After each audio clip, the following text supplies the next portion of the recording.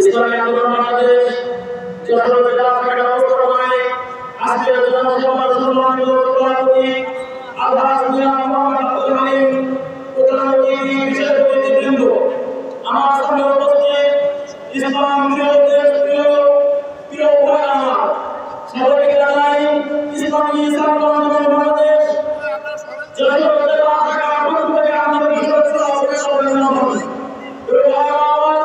আজকে আমরা যে সমাজে করছি আমরা সবাই জানি আমরা কোন সমাজ তৈরি করছি।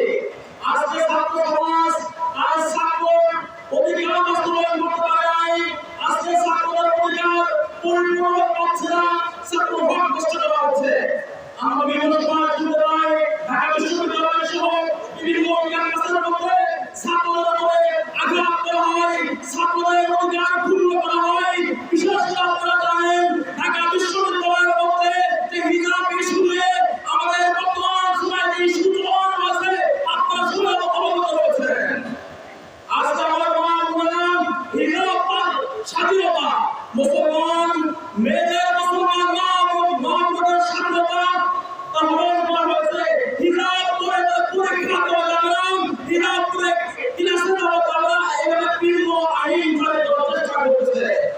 আমরা বলতে চাই এই মুসলমানের রাষ্ট্রে বাংলাদেশের মধ্যে যে দেশের শাহজালালের দেশ, শাহবাগের দেশ, ফতুল করিমের দেশের মধ্যে হিজাব থাকবে না, ইসলামের ছাত্ররা থাকতে পারে না। এই বাংলাদেশে ইসলামের সাথে গাদ্দারি করবে আর তুমি সুস্থ থাকবে হতে পারে না। ইসলাম মানুষকে আঘাত করে না, ইসলাম সুস্থ এবং মানুষের ন্যায্য অধিকার ফিরিয়ে দিতে চায়। এজন্য আমরা ঐক্যবদ্ধ হয়েছি। আজকে ছাত্র সভা ঐক্যবদ্ধ হয়েছে ছাত্রদের অধিকার আদায় করার জন্য। শুধু ছাত্রদের নয়, এই দেশের মানবতার জাতীয় অধিকার আদায়ের জন্য। যেমন নাকি ৭১ ছাত্র সমাজ একত্রিত হয়েছিল, আমার সময় এসেছে ছাত্র সমাজ একত্রিত হওয়া। প্রস্তুত থাকতে হবে। আমরা একটা বিষয় জানি, গত ২৮ জুলাই কথিত শান্তি সমাবেশে মাদ্রাসা শিক্ষার্থী হাফেজুল হোসেনকে নির্মমভাবে হত্যা করা হয়েছে। কিন্তু দীর্ঘদিন অতিবাহিত হওয়ার পরও আজও আমরা সুস্থ বিচার দেখতে পাই নাই।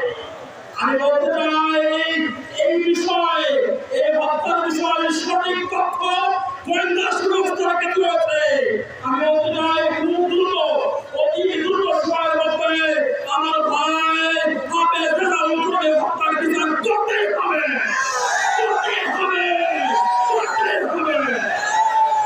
অন্যথা আমাদের আওয়ামী লীগ আমাদের আওয়ামী লীগ ঘোষণা করেন দেশ রক্ষা করার জন্য, এই জাতি রক্ষা করার জন্য, মানবতাকে রক্ষা করার জন্য যখনই ডাক দেবে আমরা ওই মুহূর্তে রাজপথে রক্ত দেওয়ার জন্য প্রস্তুত। আমরা জানি বর্তমান সময়ের মধ্যে দ্রব্য মূল্যের ঊর্ধ্বগতি। আজকে যারা দিনমজুরি, রিক্সা চালক, ভ্যান চালক, যারা করে মুখ্যমন্ত্রী ফ্যামিলি, তারা বাজার করে কিছু মাথা করে খাইতে কষ্ট হয়ে যায়। এই যে তথ্যটাই দেখেন একটা বিষয় তথ্য উঠে এসেছে গত অক্টোবর, গত আগস্ট ২০২২ সালে যে চিনির দাম ছিল ৮৫ টাকা, এই ২০২৩ সালের আগস্ট